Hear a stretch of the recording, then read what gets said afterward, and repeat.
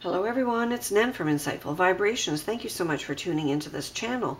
Thank you for liking and sharing our videos and for subscribing to the channel. This is your forecast for the week of June 12th to 18th, 2017. And we will begin with a general overview for all signs, and then we will go into each zodiac sign's potential using the Lenormand Gilded Reverie deck. Well, astrologically and otherwise, we have a much better week. We start off with Venus in Taurus. Venus, of course, rules Taurus and is very comfortable and happy there. And so you can see all kind of Venetian things really being sweet. And that includes money-making potential and romance. So when it comes to romance, people who are looking for more reliable relationships or to solidify a relationship, to create more long-lasting bonds, more sensual experiences, this is definitely a week for that. So be confident that you'll be charming enough, because we also have the moon trining Venus. And when the moon is in a trine configuration with Venus, we see a lot of emotion, but we also see a lot of charm and beauty in people. We see kindness in people. We see generosity as well, and a softness about people as well. But it can also be good for artistic and creative and sports and politics and those other kinds of endeavors that really require more right brain activities. Now we've also got Saturn squaring Chiron, which means that people will tend to be critical this week, which doesn't really jive well with Venus and Taurus, but all you have to do is be extra diplomatic. Okay, so there's no point in holding back on criticism where it's warranted, but you have to be diplomatic, because we also have aspects to Neptune where it's going to make us very sensitive this week. So we'll have our antennas up high, and we'll feel a lot that is not even said. So even the slightest criticism will seem to be turned inward, and so you want to deliver it with care and respect. And of course, we also have Saturn in a trine configuration with the North Node, which means anyone who wants to travel, engage in sports or politics will also be blessed this week. So I think it's really, really wonderful. We also have Jupiter trine Mercury, and Mercury is in Gemini right now, and that's a happy place because Mercury rules Gemini. So we can look for an increase in communications. We can actually look for an increase in the quality of communications as well, and the ability to see the bigger picture and sway people to our point of view with words. So if you're using words for healing, such as in affirmations, or you're delivering, positive, sort of life-affirming, sentences to people for healing purposes, this could work out very, very well this week. And if you're writing or communicating or doing presentations or giving sales pitches, this is a wonderful, wonderful time for that as well. And now we also have, the Sun in Gemini, which is, bringing out childlike feelings in all of us. It's bringing out that joviality and sometimes even duality. So you may find that people switch gears really quickly this week because they're, trying to do the Gemini thing really unknowingly or unwittingly.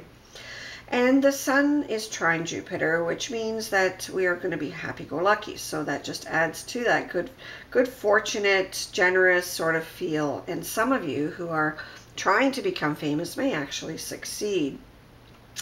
Now, with the Sun squaring Neptune, some people may feel not only overly sensitive, but also a little insecure. And then we have, some aspects between Saturn and Pluto that may cause a little bit of issue with coping with your own power. So, don't overuse your power if you're in a situation where you're in a power position over someone else or something else. But also don't underuse it. Try to achieve a balance where you're exercising your duties, but always with respect and just the right amount of authority.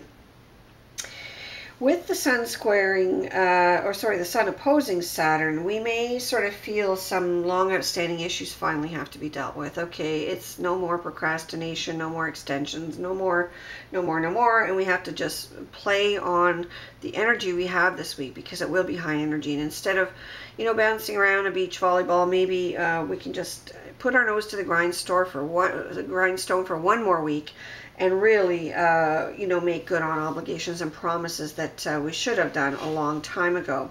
But the week looks absolutely fabulous. It looks, you know, charming and friendly, and there's a lot of beauty, and business opportunities as well will be abounding. Just watch your words. Make sure you're sensitive to others around you, and you should have a wonderful week. So now, going on to your individual sign. Libra, you are going to have a very dynamic week. There's a lot in store for you, a lot of movement, a lot of travel, a lot of new things. It's possible that you'll be going on a long distance journey with the ship card, number 3. And I feel that there may be some adventure, there may be something you're going to be doing at a distance, but it also could usher in both new love and prosperity. So this is all very good. It looks like it may usher in some prosperity to your home. So if you've, you know, just, you know, contemplated listing your home or anything like that, you may very well find that your home is worth more than you anticipated, or that you're somehow really going to be happy by selling it.